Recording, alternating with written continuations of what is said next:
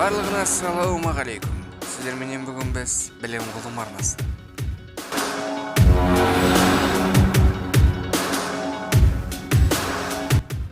Сұлтанбек Қожанов ел аштан қырылып жатқанда бос қарамай, оған кінәлі Голошекинді 5 рет өлтірмекші болған Қожанов туралы не білеміз?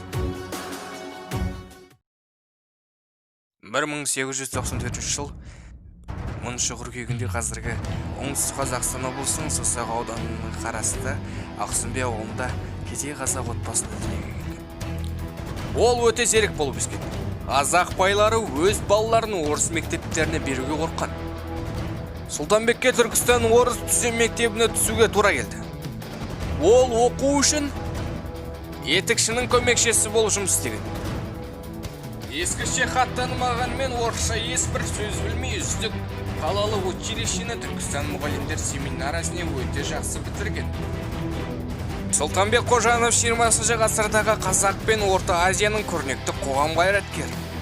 Ол елдің саяси әлеуметтік жұмысына 1915 жылдан бастап белсене кірісті. 1916 жылы Орта Азия мен Қазақстандық ұлттық көтерілісінің жылына шарпыды. Халық отарлық өзгеге қарсы шықты. Патша үкіметі көтерілісті қарулы күшпен басып тастады. Ел жағдайы нашар, шаруашылық деңгейі төмен, сауатсыз қараңғы кедей қалпында қала берді. Осындай кезеңде түркішіл жастар кеңес атты жастарын ұйым құрды. Кеңестің бірінші ұйымдастырушында Сұлтанбекте болды. Алдында зор мақсат қоя білген азамат түркі халықтарының ішінде қазақ, қырғыз, өзбек, түркімен шеттеуге қарсы шықты.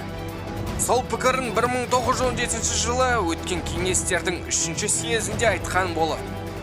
1918 жылы Ақпан революциясында Сұлтанбек тек жақсылық күтті. Бірақ саяси ахуал мүлдем басқаша ербіген мәлім болды. Мешіт үстемдігін орнатуға талпынып, мұсылман өкілдер буржуазия дінін шеттетуге тырысты. Дін басшылары елеулі тобы халықтың діни, саяси сөзіміне сүйеніп, Өлеме атты ұйым құрған. Сұлтанбек Қожанов редактор болған. Бірлік туы газет ілімінде қажырлы күрес бастады. 1928 жылы Кәмпеске қазақтың ғасырлар бойы қалыптасқан өмірінің тамырына балта шапты. Кәмпескеден кейін үкімет қазақ пен орыс байларын бала шағасымен түгелдей қаңғыртты.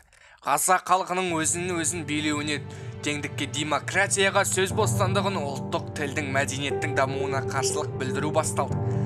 1931 жылы байтақ қазақ даласына бірде-бір тамшы жаңбыр жауған жоқ. Қатты құрғақшылық Кәмпеске халықтың діни сана сезіміне, сауатсыздық, кедейлік, қоғамдық қайшылықтар патша үкіметінің Қазақстандағы колониялық экспансиясы қазақ халқының жартысының 1932 және 1933 жылдары болған ашаршылық қырылуына келген. Бұған кінәлі Сталинге және Голошекинге Қожанов 5 рет қастандық жасады. Бірақ Голошекин соның 5-інде де құтылып қашпаман қалды. Сұлтанбектің тағы бір қырынан танытатын есел тану құралы атты оқулығы. Ол көпшілікке арналған қазақ мектебінің математикадан бірінші оқулығы болатын. Кітап өте түсінікті, қызықтап жазылған. Арифметиканың негізгі тәсілдері басқа қыр сырларына аша түседі. Бұл оқулық қазіргі балаларға өте пайдалы болар еді. Қожановтың халыққа ерекше танылған кесі өткен ғасырдың 20 жылдары басы. 1920 жылдары ол РКП тармағында қатарына қабылданып, Түркістан өлкелік партия ұйымдасының 5-ші съезінде ТКБ ОК мүшелігіне сайланды. Жергілікті ұлт өкілдері мен маман кадрлар дайындау, курстар, институттар ашу мәселесіне тоқталды. Институттарға түсу үшін жастарға дайындық көрсеткен курстар, бөлімдер ашып, көмектесу қажеттігін баса айтты. Сонда Ленинге барғанда арқасын қағып, жарайсың қызуғанда қазағым депті. Көсем Ленинді елдің жағдайын сұрайды, екеуі халықты толық сауаттандырудығын ағарту жолы туралы әңгімелеседі. Сұлтекең үйге қуанышты келді. Көңілі жиі бір нәрсеге толмай жүруші еді. Деп Гүләндам әжеміз есіне алады.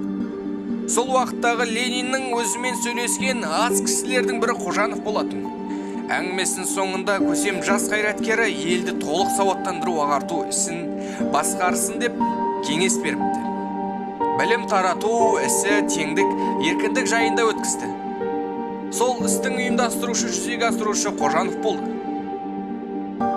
Сұлтанбек Қожанов бұл қызметте 1921 жылдың қазанынан бастап жұмыс істеген. Өзінің қызметін өтіп келе жатқан мерзіміне оның нақты жетекшісінің ретінде көрінді. Күш қуаты зор, интервалды өзінің ведомстволық жұмыстарын ортақ мемлекетке тік қарады.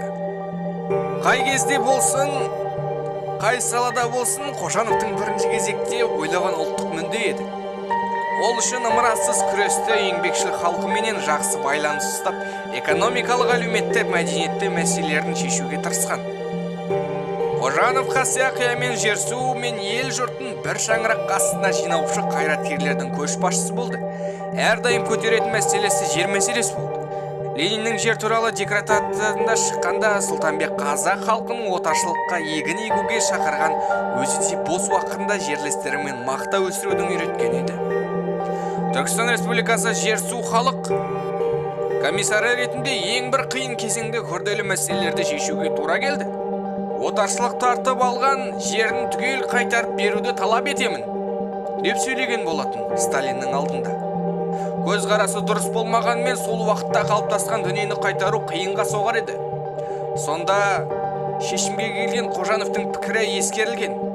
Қожанов қайратты, мықты қайраткер, білікті ұстаз ғана емес, ол ғалым, ағылғыр, публицист, білімді журналист, дарынды ақын, алымды аудармашы, сезімтал әдебиеттанушы, көптеген маңызды мақалалардың, өлеңдердің эссе Ақжол газетінде 1920 және 1921 жылдары, Шолпан журналында 23 жылдары Бірлік туы газетінде жұмыс істеген.